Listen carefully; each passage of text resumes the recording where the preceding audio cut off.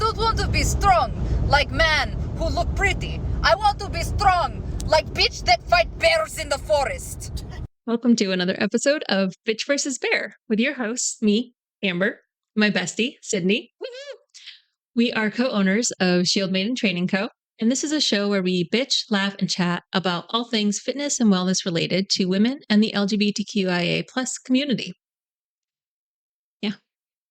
Oh, this next part is mine too. Mm-hmm. You usually have some comment of agreement. I know, but I was staring at me nodding. I was like, yeah, that's what we do. If they haven't figured that out by now, I don't know. Maybe this is their first time listening. And welcome. Thank you for listening. That's what we do. That's what we talk about. We talk a lot about everything, actually. Okay, so it is the end of August, and we have a bonus episode. Bonus. Woo-hoo. I wouldn't say that it's like a happy bonus episode, No. but it is a very, I think, applicable episode for a lot of people. At some point in their life, they will have to deal with the subject matter at hand. Yes. So if you've tuned in all month, we have been discussing women of color in fitness. We're going to deviate from that a little bit for this particular episode because it was a bonus episode. Yeah. So we had outlined 4 weeks, and there are 5 weeks. Yes. In August. Yeah. So here we are. So this week, we're going to talk about grief and how fitness can be used to help process grief. Yeah. Or get you through the grieving process. Yes. And or. So the kind of catalyst, like with all transparency, the catalyst for this episode was actually the sudden loss of my dog. I know everyone thought I was going to say like something else. Like, the sudden loss of a parent or something, fill in. That's a very traumatic thing. Fill in the blank. Yeah. So, Riley's been in the family for a long time. Riley was a rescue pup, and she had been with Shelby and I for almost 10 years. So a long time, a decade. She was our adventure puppy. She went hiking, she camped, she canoed. She did almost everything with us before we got our second dog. So really, like, everything, it was funny when we were kind of like reflecting back, like, a lot of the choices we made were because of Riley, like where we lived, who we made friends with. Like, if they didn't like dogs, they weren't our friend, obviously. And if the apartment didn't allow dogs, we didn't look at the apartment. Right. Like, so everything, like, it led us to friendships with two of our dearest friends who now live in a van and travel around the country with their dogs. And she was the catalyst for them getting one of their dogs. Like, so she was the catalyst for me getting Gracie. Yeah. So she was really intertwined. And she unfortunately developed like a rare and really sudden neurological disorder. And it was the suddenness of it. Like, we knew she was getting older, but she was really, really active. Yeah. And it was just like a switch had been flipped, and it was like, oh, wow. Like, Shelby and I hadn't really even considered, like, in the back of our minds, we're like, okay, soon we'll have to start thinking about what we can do with her as she starts to age and like what that'll look like. But then it was just like, all of a sudden it was like she was fine and then she was not fine. Yeah. And it was just like a very dramatic decrease really quickly. Yeah. And really with the implication of like, we knew she would no longer be able to like live that lifestyle of really active. And so we made the decision to let her go. And this all happened right at the start of summer. Like, we were feeling really good. We were getting things, it's been the year of and we had just gone camping and done a bunch of other things. And then just like, we have spent pretty much the entire summer processing her leaving and like the loss of her. So that was why I was like, you know what, this feels like a good time, because I know, everybody at some point grieves something. And that's the important thing, is like, it's not just, the loss of a parent or a pet, or you can grieve a lot of different things. Right. So, and I know a lot of people grieved like around the pandemic and things like that. Yeah. There was a lot of loss during that time. Yeah. And continues to be loss. And I know our entire friend group grieved the loss of Riley. Yeah. Yeah. That was a blow to all of us. Yeah. She was really like the center dog. She was. She's the OG. She was the nucleus. Everything just orbited around her. But really, she was a herding dog, so really she orbited around everything. She made us all stand in a circle. We don't know what to do without her. Yeah, we make odd shapes at the dog park We now. do. Yeah. We don't. She's no longer in that tight circle. Okay. So I guess to start the episode, what is grief? Right. So grief is a natural and complex emotional response to the loss of someone or something that holds significant value in a person's life. So while it's commonly associated with the death of a human loved one, grief can be triggered by lots of different types of loss, like the end of a relationship, the loss of a job, a major life change, a big move, Yeah. or the loss of a cherished pet.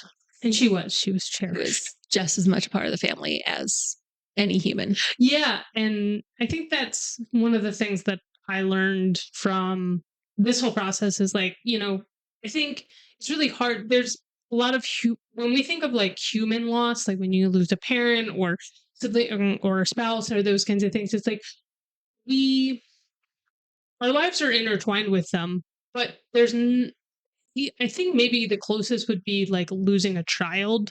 It's like it's like this life and they rely on you so heavily. Yeah. But at least with a child, we're raising them hopefully to go out and into the world and live their own lives. But with the dog, they get to the toddler stage and then they never leave. Like they never get to a point of being self-sufficient. They always need you. Yeah. And so like everything you do revolves around like how does it impact them? Which is like early stages of most children's lives, hopefully. You would think so, yes. Yeah. Where other things is like, okay, I knew my grandparent was going to pass away. Like they had lived a long and full life and these things come to an end and we know that. Yeah. So it's a little bit different when you're processing it, I think. Or at least it was for me because I'm like, I've lost grandparents and things like that. And it just struck me as a very different kind of like grieving process that I wasn't familiar with. Yeah. And I think to me, I think it's that suddenness, right? Like we all expect when we get a pet that we're going to lose it because their lifespans are so much shorter than ours. Right.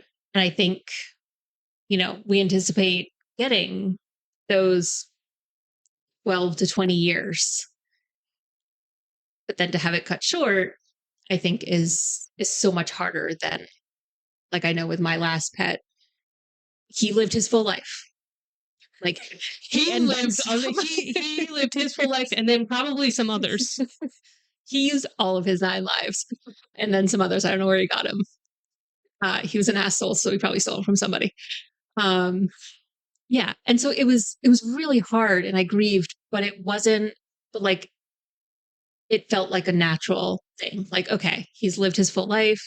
It's time to say goodbye and it's okay. Yeah. Where I think with Riley, we weren't expecting it. No. For years. Yeah. We were like, okay, in the next couple of years, we'll start to have to make those adjustments and we'll slow start down to, a little. Yeah, slow down a little and things like that. Part of it was being, we didn't know how old she was because she was a rescue. And 2, it was then the sudden onset. It was a neurological disorder.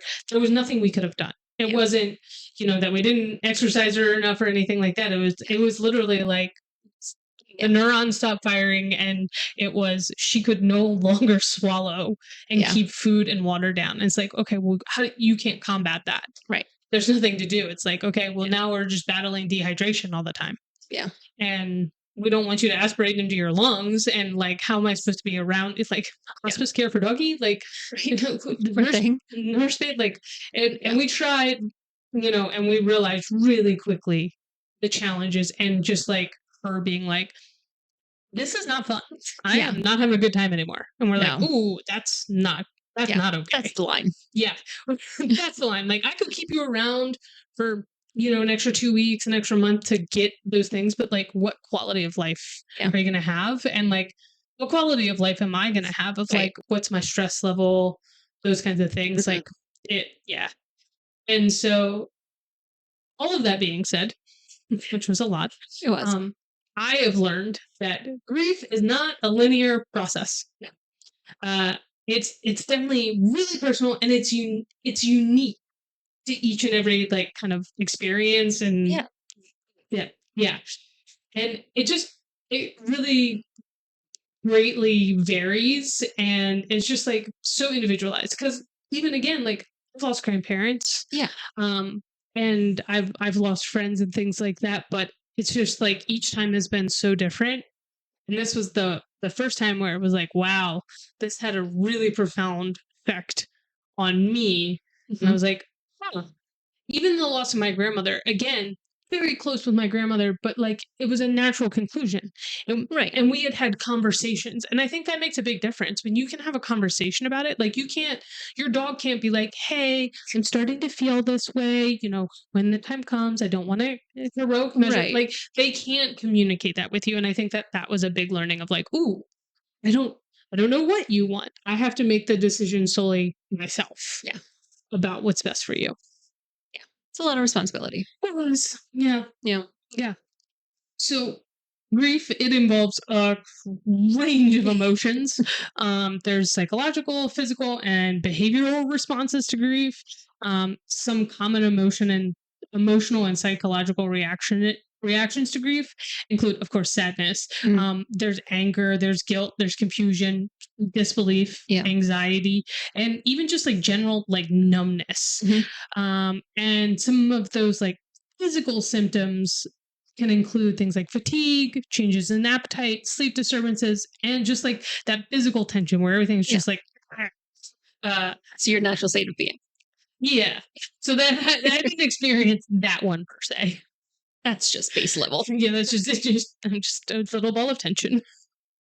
So the grieving process is often described in stages, right? I feel like we've all kind of heard this. Hmm.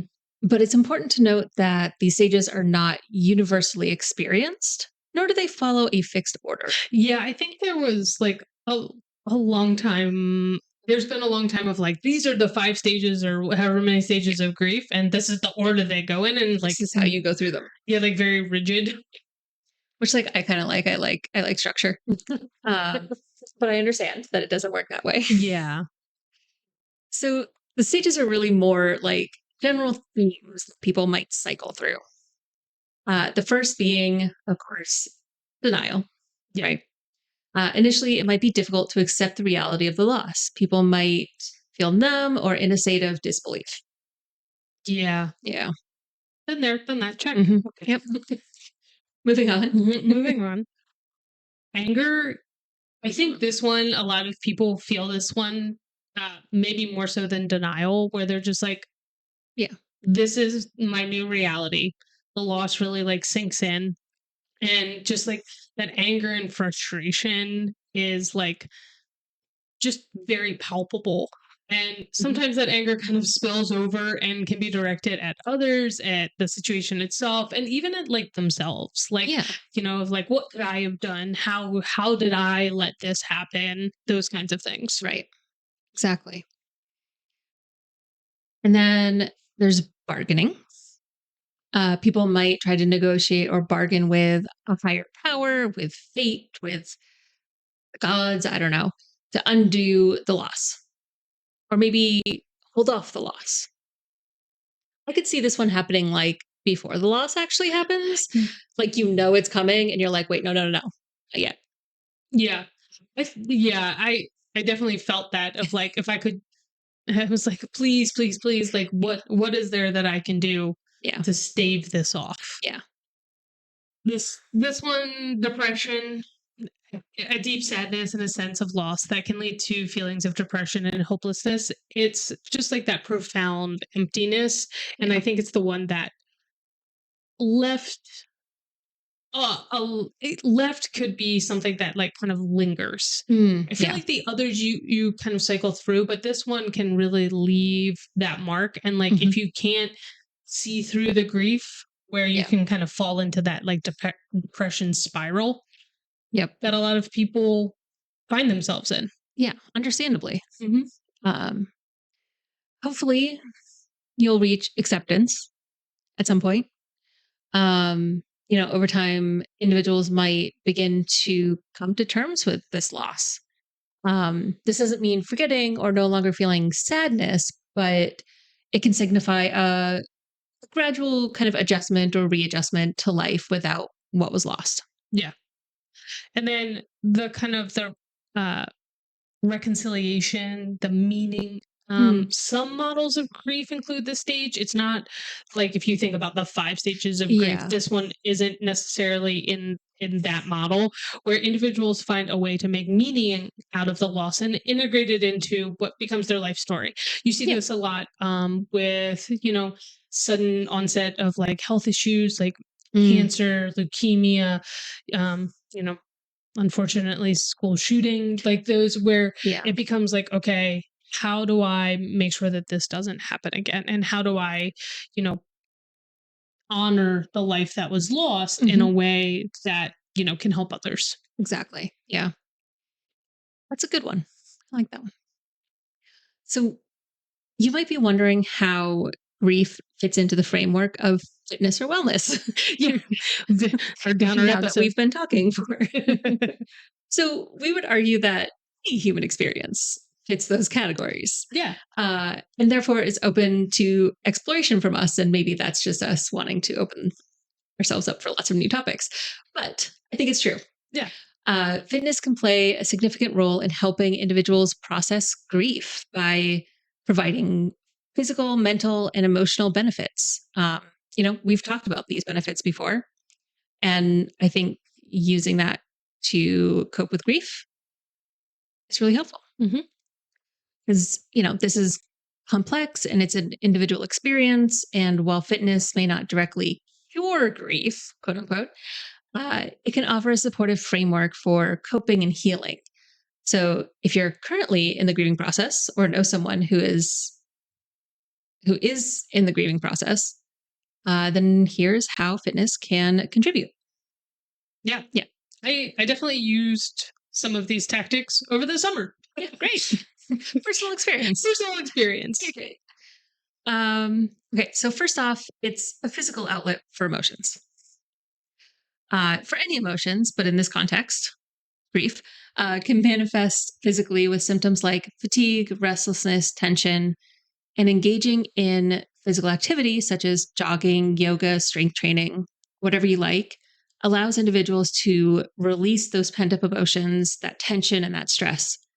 The act of moving and exerting oneself can also trigger the release of endorphins, which are natural mood boosters. That is true. I always felt better after a long walk. Yeah. It was a good time to like process. It was also something that Riley really enjoyed, and so like Yeah. it was like one of those things where you could feel close to her because it was something that had always brought her a lot of happiness. And it's like, okay, well, I can do this and still kind of like feel her and be with her in a Mhm. sense, while also just like getting some endorphins. There you go. I like those. So stress reduction, like during grief periods, your stress is obviously very high. Yes. Like everything is very raw. There's just like you just kind of feel like exposed to the world, like Mhm. like an open wound a little bit. So exercise is a proven stress reliever. We've talked a lot about that, Yeah. and engaging in it regularly and like doing those things help reduce the body's stress hormones, which we can link to. I know we talked about Yeah. those. So it also promotes a sense of calmness and relaxation. Maybe not while you're doing it, but like post. Yeah. Um, and so it's can be really beneficial during times of grief when stress levels tend to be super elevated. Yeah. Exactly. It can also help with improving your sleep, right? Grief can disrupt sleep patterns, leading to insomnia or disturbed sleep. Regular exercise has been shown to improve sleep quality. Wow, baby. Bleh. By promoting better sleep patterns and helping individuals fall asleep more easily. Adequate sleep is crucial for emotional healing and overall well being. Yeah, and I think as humans, we like to skip through uncomfortable emotions. And I Yes. think a lot of us are learning to like sit with those feelings.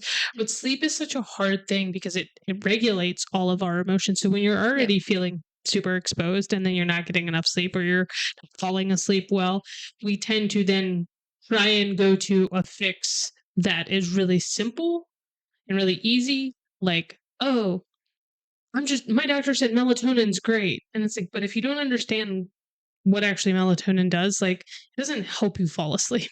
It helps you stay asleep. Mm. So physical exercise helps with that beginning portion of There you like, go. okay, yeah, melatonin might be helpful, but you might also still need to like get your body moving to fall asleep. Right. And then the melatonin can kick in and help you stay asleep. There you go. This one was big. Routine and structure. So grief can make us feel like our lives are spiraling out of control. Mhm. And so kind of honing in and really like sticking to that fitness routine provides that sense of structure and predictability that a lot of times is really hard when you're grieving. And it Mhm. really helps us regain a sense of control over our daily lives. Yeah. So everything else is spinning out of control, but like I'm gonna do this one thing this one time, and I'm just gonna try and do it every day, and that slowly helps us build back that sense of control. Because we as humans, we don't like to lose control. No. I like my structure. Yeah. Okay. So it can also help with distraction and focus. So during grief, thoughts and memories related to the loss can become overwhelming. And engaging in physical activity provides a healthy distraction and allows individuals to temporarily shift their focus away from their grief. Yeah, it's really hard to think about grieving when you're like, I don't know, trying to run up is a hill. You're like, Yeah. you have to be physically present in what you're doing. Your brain just automatically shifts into like Survival mode. survival, like this really sucks, my heart is pounding. Like you can't think about other things in that moment. Yeah. So it provides a great distraction. There you go. Yeah, we like great distractions. Mhm. So one of the like underlying things that I think was really helpful, at least for me personally, is the social interaction because I am a social person. When I am grieving, I tend to not want to be around people, but I know that I need to be. Mhm. And so it gave me this time that was really structured in interacting with other people. And it gave me like a box of like, okay, well, we can talk. Like we're all talking about fitness or we're all here in this moment. So like it was really easy and I didn't have to come up with small talk. So I don't Yeah. know if you've been grieving and tried to make small talk. It's not enjoyable. It's not enjoyable. So it just helps to facilitate that and give a really like clear guidelines around like your social interaction. Mhm. And you can just like connect with people. They're already sharing your like similar fitness goals and they already share at least one of your interests. There you go. So it helps to combat those feelings of like isolation and loneliness that often accompany grief. Yeah, exactly. Good to connect with others. Okay. So it can also boost your self-esteem. Grief can sometimes lead to feelings of low self-worth. Achieving fitness goals, even small ones, can boost self-esteem and provide a sense of accomplishment, fostering a more positive self-image, which can help pull you out of those sad times. Yeah. I mean, hitting a PR in the gym, like even if you're grieving, still feels good. Yeah. Like it's still an accomplishment. Yeah. And sometimes you need those small accomplishments Yeah. more than more. Just need those little wins. Exactly. I like this one, the mind body connection. So, Yes. practices like yoga, Tai Chi, and meditation encourage mindfulness and the awareness of that mind body connection. These practices can help us process emotions, become more attuned to our feelings, and develop a greater sense of emotional resilience. Mhm. So, I think this is one of those things that I like about like if these are things that you already do, keep doing them because they're Yeah. building your resiliency. It might not be the greatest thing to try and start implementing when you're actively grieving. Yeah. It might be too much mindfulness. You might be Yeah. too aware of those things. But if it's something that, down the line, we all have, we can not anticipate grief, but we know at some point we will grieve. Yes. And so having a plan in place, plan ahead and prepare.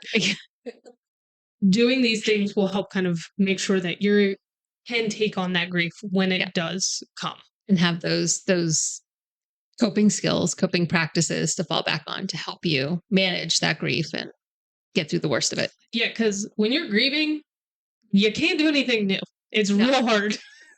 Not the time that you're like, oh, I'm gonna try this new sport. I'm gonna try this new practice. I'm gonna try this. No, you're just surviving. Yeah, you're like, I can put on my socks today.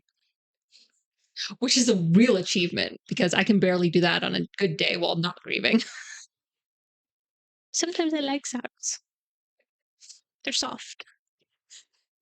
So, as we've talked about before, fitness and exercise can also affect your brain chemistry. Physical activity can positively impact brain chemistry, promoting the release of neurotransmitters like dopamine and serotonin that are associated with improved mood and emotional well-being. So It makes you feel good. makes you feel good, and when you're grieving, you need that. Yeah. Anything.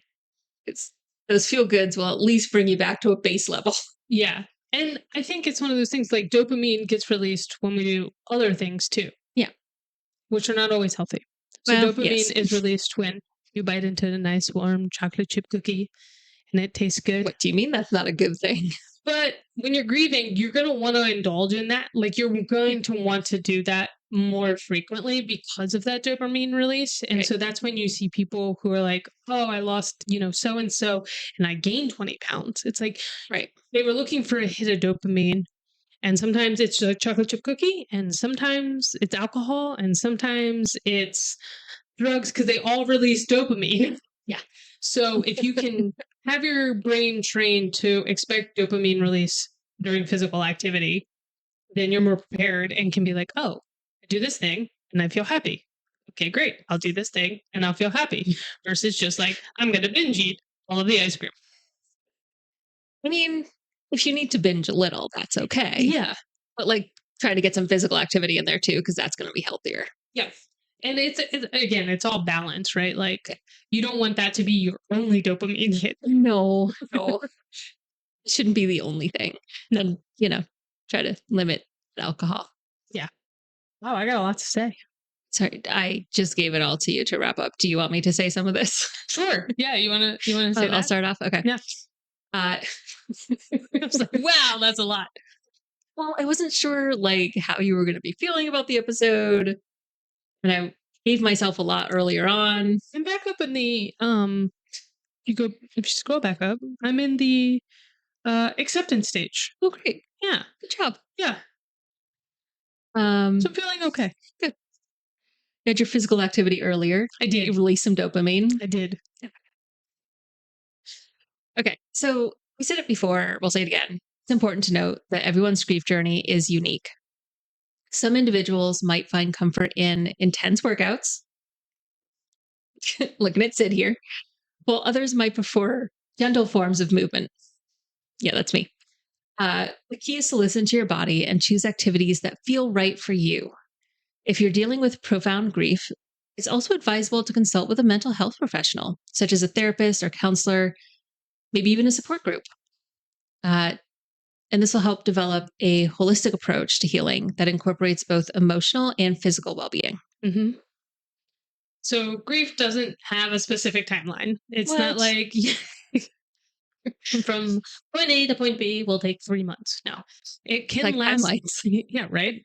It can last weeks, months, or even years, and it may resurface during anniversaries or triggering events. Mm-hmm. It's also okay to seek support during the grieving process, whether from friends, family, support groups, therapists, or counselors. Mm-hmm. I think all of those things can be really helpful. Absolutely. And I want to say that I think we're moving in the right direction. A lot of people understand how important their pet is to them. Yes. Because I think if you think back 25 years ago, people didn't take off work because their pet died. No. And we're moving into a better place where you shouldn't feel ashamed of grieving that loss. No. I think for a long time there was a lot of shame around but it was my pet. It's just an animal. It's just an animal. And I think I'm just saying that as somebody who's just experienced this. I'm like, yeah, but that was also a decade of my life. Yeah. And that you devoted to this creature. Who made my life very happy. She was awesome. And we made her life very happy. I could tell from all the pictures because she smiles. Mm-hmm. So, grief is a natural response to loss, and giving yourself permission to feel and process your emotions about whatever that grief is. It could be a loss of a job, it could be a pet, it could be, a relationship that's ended. Even if it wasn't that long, your emotions are a crucial part of like your healing journey and your overall well-being. And so, like, giving yourself space to grieve whatever it is important. Because your feelings are valid. Your feelings are valid. It's important to remember that. And however you process that grief, as long as you're not harming yourself or anyone else, is perfectly valid. Yeah. All right. Any last thoughts? No, Riley was awesome. Riley was awesome. All right. That is a wrap for this episode, bonus episode on grief. Yeah, it's been a good month. Don't worry. Next month's going to be great. Okay. Don't forget to submit your requested topics for October to Shield Maiden TC on Instagram. We would love to dive into your topics and explore them. And if you're interested in being a guest for your suggested topic, let us know that too. We love having guests. Make sure to get those in by September 15th. I'm going to share this only because I think a lot of people who probably listen to the show probably know this, but Riley had her own theme song. That we first got her, and I first got her. So Riley sung to the tune of Billie Jean. He was, Riley Bean is not my lover. She's just a dog that I once knew. And that's what I would sing to her. So that's how I'm going to end this episode because I love Riley's theme song.